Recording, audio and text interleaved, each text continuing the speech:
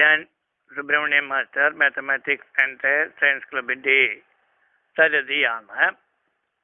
ഇന്ന് 12ാം ക്ലാസ്സുകാർക്കായിട്ടുള്ള vector algebra വിശകലനം ചെയ്യുന്നതിനാണ് ഞാൻ ഉദ്ദേശിക്കുന്നത്.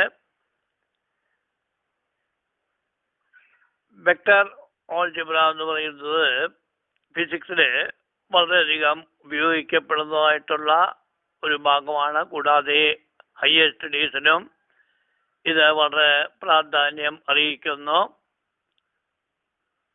ഇവിടെ അതിൻ്റെ മാത്തമാറ്റിക്കൽ പാർട്ട് എക്സ്പ്ലെയിൻ ചെയ്യുന്നതിനാണ് ഞാൻ ഉദ്ദേശിക്കുന്നത്. Any physical quantity which requires both magnitude and direction to represent it completely is called as a vector quantity. Displacement, velocity, acceleration, force, etc. are vector quantities ആണ്. ഇങ്ങനെയുള്ളതായിട്ടുള്ള ഈ വെക്ടർ ക്വാണ്ടിറ്റി കുറിച്ചുള്ളതായിട്ടുള്ള ഒരു പഠനത്തിന് നമ്മൾ സാധാരണയായിട്ട് മോഷനിൽ ഇത് ധാരാളമായിട്ട് വരുന്നതാണ്. 2 ഡയമെൻഷണൽ മോഷനും അതേപോലെ തന്നെ 3 ഡയമെൻഷണൽ മോഷനും ആണ് ഇവിടെ ഞാൻ പ്രതിപാദിക്കുവാനായിട്ട് ഉദ്ദേശിക്കുന്നത്. Motion of an object in a plane is considered as a 2-dimensional motion, and motion of a object in space is considered as a 3-dimensional motion. Any point in a plane can be considered as an ordered pair x, y. Any point in a space can be considered by an ordered triplet x, y, z. ഇതിലേക്ക് നമുക്ക് vector ഉപയോഗിച്ച് എങ്ങനെയാണ് നമുക്ക് എൻ്റെ പഠനമൊക്കെ മുന്നോട്ട് കൊണ്ടുപോവുക എന്ന് അറിയുന്നതിന് വേണ്ടിയിട്ട് ആദ്യമായിട്ട് എങ്ങനെയാണ് ഒരു വെക്ടറിനെ റെപ്രസെൻ്റ് ചെയ്യുക എന്ന് നമുക്ക് നോക്കാം. Any vector can be represented with a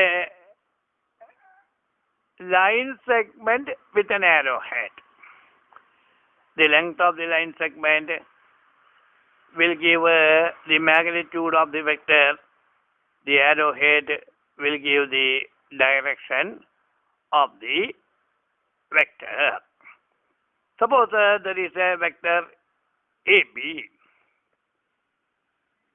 Here A is called as the initial point of the vector and B is called as the final point of the vector. ഈ വെക്ടറിൻ്റെതായിട്ടുള്ള പ്രധാനപ്പെട്ടതായിട്ടുള്ള പല ഭാഗങ്ങളിലേക്കും നമ്മൾ കടക്കുന്നുണ്ട്. അതിലാദ്യമായിട്ട് എന്താണ് പൊസിഷൻ വെക്ടർ എന്ന് പറയുന്നത്? A position vector is a vector with its initial point at the origin. Suppose there is a point P or a pair xy in a plane, then the position vector OP can be written as xi cap plus yj cap. Similarly, there is a point P or a triplet xyz in a space, then it can be represented as a vector OP equal to xi cap plus yj cap plus z k cap. Any vector AB can be written in terms of the position vector as a vector AB equal to vector OB minus vector OA. അതേപോലെ തന്നെ A എന്ന point ordered pair x1 y1 ഉം B എന്ന point ordered pair x2 y2 ആണെങ്കിൽ vector A B equal to vector O B minus vector O A equal to x2 minus x1 i cap plus y2 minus y1 j cap എന്ന് നമുക്ക് എഴുതാനായിട്ട് കഴിയും. 3 ഡയമെൻഷനിലാണെങ്കിൽ നമുക്ക് vector A B can be written as vector O B minus vector O A തന്നെയാണ്. അവിടെ നമുക്ക് x2 minus x1 I cap plus y2 minus y1 J cap plus z2 minus z1 K cap എന്നിങ്ങനെ നമുക്ക് എഴുതാനായിട്ട് കഴിയുന്നു. അപ്പോൾ നമുക്ക് mod vector A B 2 ഡയമെൻഷനിലാണെങ്കിൽ root of x2 minus x1 whole square plus y2 minus y1 whole square ആണ്.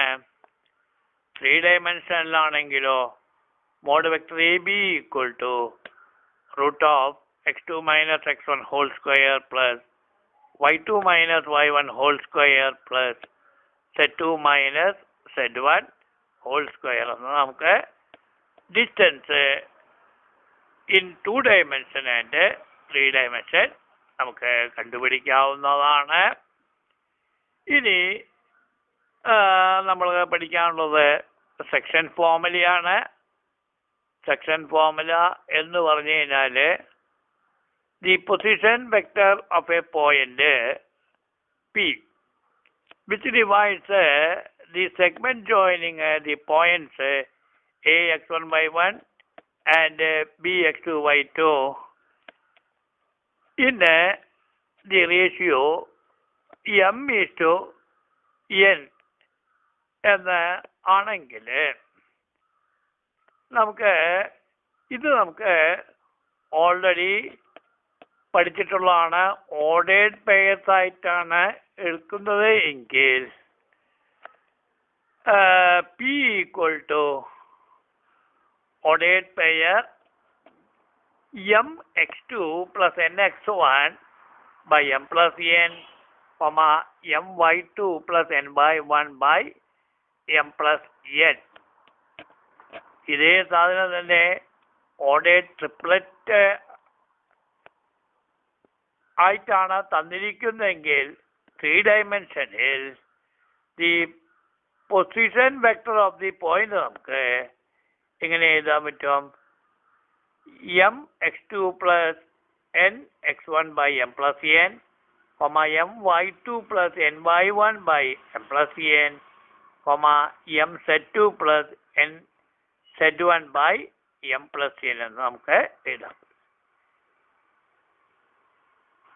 അതേപോലെ തന്നെ എക്സ്റ്റേണൽ ഡിവിഷൻ ആയിട്ടാണ് പോയിന്റ് എങ്കിൽ നമുക്ക്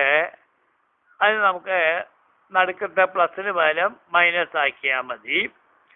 that is A position of the point P which divides A B externally in the ratio m:n ആണെങ്കിൽ the position vector of the point P is mx2 minus nx1 by m minus n, my2 minus n y1 by m minus n എന്ന് 2 ഡയമെൻഷനിലും 3 ഡയമെൻഷനിലാണെങ്കിൽ P is mx2 minus nx1 by m minus n, my2 minus n y1 by m minus n, mz2 minus nz1 by m minus n എന്ന് നമുക്ക് ചെയ്യാവുന്നതാണ്. ഇത് നമുക്ക് P എന്ന point mid point ആണെങ്കിൽ നമുക്ക് coordinate of the mid point കണ്ടുപിടിക്കാൻ പറ്റും. എമ്മും എന്നും 1 1 എന്ന് നമുക്ക് എടുക്കാവുന്നതാണ്. ratio 1:1 ആയിരിക്കും.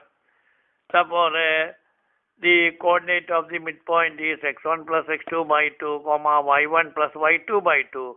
2-dimensional, 3-dimensional ആണെങ്കിൽ the coordinate of the point P is x1 plus x2 by 2, y1 plus y2 by 2, z1 plus z2 by 2 എന്ന് നമുക്ക് ചെയ്യാൻ പറ്റും.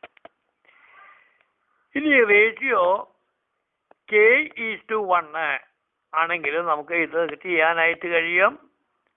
k:1 ആണെന്ന റേഷ്യോയിലാണ് ചെയ്യുന്നതെങ്കിൽ the coordinate of the point P is kx2 plus x1 by k plus 1, ky2 plus